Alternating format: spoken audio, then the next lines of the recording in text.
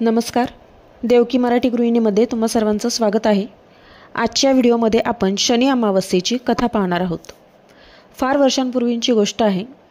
एकदा स्वर्गात राहणाऱ्या 9 ग्रहांमध्ये कोणता ग्रह श्रेष्ठ आहे असा वाद निर्माण झाला. जेव्हा वाद वाढला तेव्हा 9 ग्रहांमधील वादामुळे लोकांच्या जीवनावर परिणाम होऊ लागला. मग देवराज इंद्राने त्यांना दरबारात बोलवले आणि त्यांची समस्या ऐकली, पण त्यांच्याकडेही त्यावर उपाय नव्हता. त्यांनी 9 ग्रहांना पृथ्वीवरील राजा विक्रमादित्यांकडे जाण्यास सांगितले आणि म्हणाले तेच तुम्हाला तुमच्या प्रश्नाचे उत्तर देतील. 9 ग्रह राजा विक्रमादित्यांकडे पोहोचले आणि विचारलं की कोणता ग्रह सर्वात श्रेष्ठ व बलवान आहे.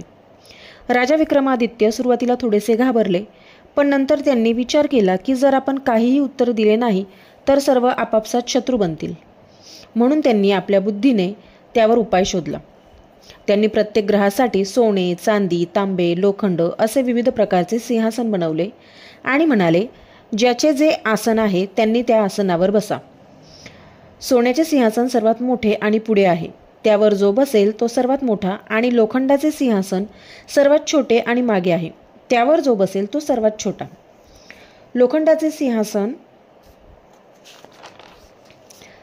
सर्वात छोटे आणि मागे होते. ते शनिदेवांना मिळाले आणि ते खूप रागावले. त्यांनी राजा विक्रमादित्यांना विचारले, अरे मूर्खा, सूर्य, बुध, शुक्र एका राशीत 1 महिना, मंगळ 1.5 महिने, चंद्र 2 महिने आणि गुरु 13 महिने राहतात, पण मी एका राशीत 2.5 वर्षापासून ते 7 वर्षांपर्यंत राहतो. तुम्ही माझा अपमान केला आहे, हे योग्य नाही, असे म्हणून शनिदेव अंतर्धान पावले. आता तो दिवसही आला जेव्हा विक्रमादित्यांची 7.5 चालू झाली. आता शनिदेव घोडे व्यापाऱ्याच्या रूपात विक्रमादित्यांच्या नगरीत पोहोचले. राजा विक्रमादित्याला घोडा आवडला आणि तो घोडा खरेदी करून ते त्यावर स्वार झाले. घोड्यावर स्वार होताच त्याला पंख लागले आणि तो राजाला एका सुंदर जंगलात घेऊन गेला आणि राजाला खाली पाडले आणि तो घोडा अदृश्य झाला. राजा विक्रमादित्य घनदाट जंगलात आपला मार्ग चुकले. राज्यात परतण्याचा मार्ग विसरले. मग त्यांना तिथे एक मेंढपाळ दिसला. आपली अंगठी देऊन त्यांनी त्याच्याकडून पाणी घेतले व प्यायले. त्याला नगराचा रस्ता विचारला. मेंढपाळने त्या नगराचा रस्ता सांगितला. चालत चालत राजा नगराकडे निघाले. चालून चालून ते खूप थकले आणि एका शेटजीच्या दुकानाबाहेर येऊन बसले. त्यांच्या तिथे बसण्याने अचानक दुकानात गर्दी वाढली. शेटजींना वाटले की ही व्यक्ती खूप भाग्यवान आहे, म्हणून त्यांनी राजाला थांबवले आणि जेवणाची विनंती केली. शेटजी राजाला जेवायला वाढून थोड्या वेळासाठी बाहेर गेले.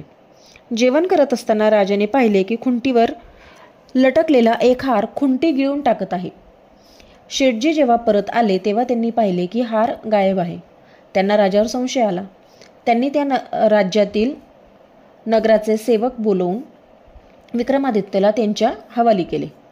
त्या नगरातील राजाने राजा विक्रमादित्याचे हातपाय तोडण्याचा आदेश दिला. आता राजाची परिस्थिती खूपच बिकट झाली होती. इतक्यात तिथून एक तेली जात होता. त्याला त्यांची दया आली. त्याने त्यांना आपल्यासोबत नेले व त्यांना तेल्याच्या घाण्यावर बैल हाकण्याचे काम दिले. त्यामुळे राजा विक्रमादित्यांची 2 वेळच्या जेवणाची चिंता दूर झाली. हळूहळू राजाचे असेच दिवस निघून गेले. शनीची दशा संपली. वर्षा ऋतू आला. आकाशात ढग जमा होऊ लागले. विक्रमादित्य पावसाळी गीते गाऊ लागले. एक दिवस तिथून राजकुमारी मनभाविनी यांची सवारी चालली होती. राजकुमारीच्या कानांवर राजाच्या गाण्याचे सुमधुर शब्द पडताच ती मंत्रमुग्ध झाली. तिने दासीला पाठवले. तेव्हा समजले की विक्रमादित्य अपंग आहेत, परंतु कुमारीने त्यांच्याशीच विवाह करण्याचा निश्चय केला आणि शेवटी राजा विक्रमादित्य व मनभावनी यांचा विवाह झाला. नंतर राजा विक्रमादित्य व राजकुमारी मनभाविनी तेल्याच्या घरातच राहू लागले. एके रात्री शनिदेवाने राजा विक्रमादित्याला स्वप्नात दर्शन दिले आणि म्हणाले, राजा, तुम्ही माझा प्रकोप पाहिला असेल. मी तुम्हाला माझ्या अपमानाचा दंड दिला आहे. तेव्हा राजा विक्रमादित्यला घडलेला सर्व प्रकार आठवला. त्यांनी शनिदेवांची माफी मागितली आणि म्हणाले, शनिदेव, मला तुमच्या शक्तींबद्दल चांगलेच माहीत झाले आहे आणि मी तुम्हाला विनंती करतो की तुम्ही माझ्याबरोबर जे केले ते इतर कोणाबरोबरही करू नका. तेव्हा शनिदेव म्हणाले, ठीक आहे, मी तुमची प्रार्थना स्वीकार करतो. आजपासून जो माझ्यासाठी व्रत करेल, माझी पूजा करेल आणि व्रतकथा ऐकेल तो सर्व प्रकारच्या संकटांपासून मुक्त होईल आणि त्याच्या सर्व इच्छा पूर्ण होतील. हे बोलून शनिदेव अदृश्य झाले. जेव्हा राजा सकाळी उठले तेव्हा त्यांचे हातपाय नीट झालेले होते. हे पाहून राजकुमारी मनभाविनीला खूपच आनंद झाला. राजा विक्रमादित्याने मनभाविनीला घडलेली सर्व घटना सांगितली. यानंतर राजाने आपल्या राज्यात परतण्याची इच्छा बोलून दाखवली. इकडे शेठजींना हे कळताच ते धावत आले आणि राजाची माफी मागू लागले. राजा विक्रमादित्याने त्यांना माफ केले, कारण त्यांना माहीत होते की हे सर्व शनिदेवाच्या प्रकोपामुळे झाले आहे. आता शेठजींनी पुन्हा राजाला जेवणाचे आमंत्रण दिले. यावेळी देखील त्यांच्यासमोर चमत्कार झाला. जो हार खुंटीने गिळून टाकला होता तो हार परत येऊ लागला. राजा विक्रमादित्याने शनिदेवांच्या या शक्तीला वंदन केले.